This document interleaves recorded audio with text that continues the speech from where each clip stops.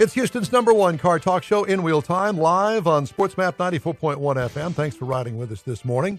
Konrad's out on the West Coast enjoying a little vacation time. He'll be back next week. For now, Mr. Mars has this week's car clinic, and we're going to talk about mouse droppings. I was so last week when Carolina was talking about finding mice in cars. I mean, I couldn't imagine, in the air conditioning vents and places like that, and it just stuck with me all week. So I started looking at it and trying to figure out. Well, you don't have much of a life, apparently. About mice in cars. Dreaming about mice in cars. So I got to wonder, and I got to look at how does a mouse get into a car? Well, one of the ways they say that they can get in is coming up through the steering column. Now, every car I've ever had, the column is pretty well sealed when it goes through the firewall, but that's one of the primary entry points. And then once they get into the engine compartment, they can also get in through the air conditioning vents, which is where Carolina was talking about finding them. And of course, part of the reason that this is a problem, not only do they create a mess, but there actually is a disease that you can get from breathing mouse droppings that can be fatal in some people, particularly, elderly people and whatever. So that's when she was talking about how the importance of the air cleaner and stuff. But it just kind of got me to thinking about what can you do? Let's say you got a mouse in there and you got to clean it out and you got to use rubber gloves because this is a real disease. But a couple of things you can do that I found on the internet to prevent mice from getting in your car, other than God, here we go, blocking you.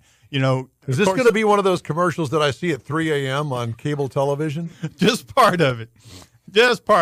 So there is a 12-volt power device. It's an ultra-high frequency noise device that you can put under your hood, and it'll kind of keep the mice out. And you can also put one inside your car. And it's made by Ronco. Remember them? Well, no, but you can. It's close to that. Now the other thing, because we were talking earlier about, one of the problems with mice that get in, they chew on plastic. When I worked for the phone company, that was one of the problems, is the squirrels would chew on the cable and get wet. Anyway, they use it to sharpen their teeth is what they're doing. So what they came up with is a repair tape. Well, repair tape's plastic and all that, unless the tape is encapsulated from hot chili peppers, so that whenever the mouse chews into the tape later, he's getting this hot chili pepper that's kind of blocking him from getting in there. So, so don't leave your windows up down and anything like that. And then I kind of went and looked to see what else is out there about other ways that you could prevent mice from getting in there. And of course, everybody says if you got a cat, have a cat and have it available around your car and everything. And then, but there's other ways, more environmentally friendly ways, shall we say. Mothballs. You mentioned mothballs earlier. That's one way but some people like bounce fabric softener dryer sheets better than mothballs because it smells better after it's been in the car for a while. Yeah, I would think so. And then, of course, you got things like decon and stuff. But to do that is, besides the mothballs and stuff, there is a powdered pure sulfur powder. Now, this will keep mice and roaches and other vermin out of your car. Put it into a pillowcase, cut it up in like little, your grandma and stuff used to have these little packets of smell good stuff. Pin cushions. No, it was had all this stuff in it. Potpourri. I knew you would know. I just had to wait for it to come to you. So, but you use this powdered sulfur to do that.